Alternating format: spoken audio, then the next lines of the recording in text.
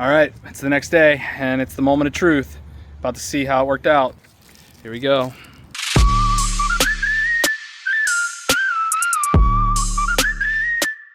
So Benny and I are camping out tonight. It's supposed to get to a low of about 24 degrees, somewhere around 6 a.m. We're gonna try to get the polar bear badge this time with the Cub Scouts. Very excited. Got everything set up.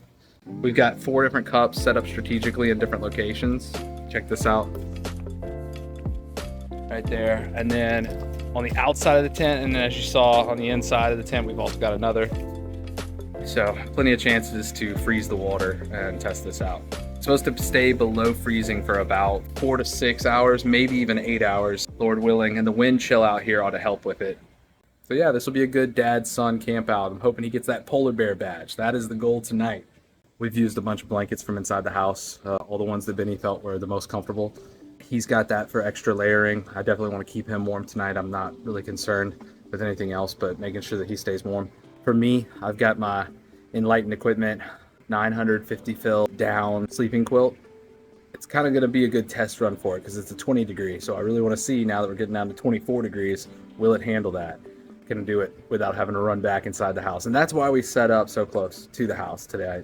We wanted to make sure that if we did have to run for cover, it would be a super quick walk. Also to the bathroom. We also have the switchback closed cell foam pads underneath our sleeping pads, which is a Thermarest sleeping pad that's got an R value of 4.7. Switchback pads add like a 2 to that, so I'm really thinking we're gonna be all right.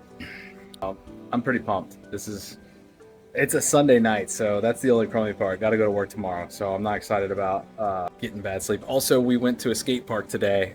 First time going to a skate park, and we busted our butts like all afternoon, and so I'm kind of nervous about sleeping on a sleeping pad out in the freezing cold tonight after already doing my body damage all day, all afternoon. I'm gonna get him in on a little interview, see how he's feeling about it. He's pretty pumped up. That's it. We'll check back in the morning and see how it does.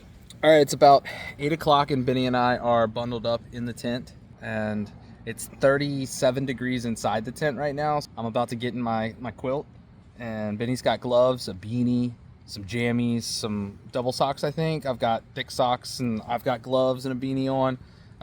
We both have jackets, and we'll probably shed layers if we get overheated. We even got some hand warmers. We're gonna make it comfy as we can. Since he's got school and I've got work tomorrow, we've got an alarm set so that we can wake up on time with no issues. And then we're gonna run inside the house, get coffee and probably hot cocoa or something to start the day and warm up as quickly as we can. And then I'll come back out here toward the afternoon and pack everything back up. All right, let's check back in the morning, right? It's the next day and it's the moment of truth. About to see how it worked out. Here we go. Oh, it worked, Benny. That's amazing. Polar Bear Club. Here we go.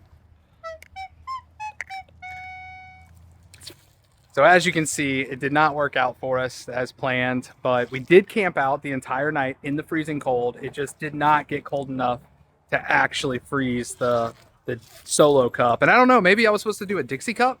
Is a solo cup too insulated for the polar bear challenge? So we're gonna have to try that again another day. So if you like our videos, please do subscribe and follow, give it a like, maybe even a share.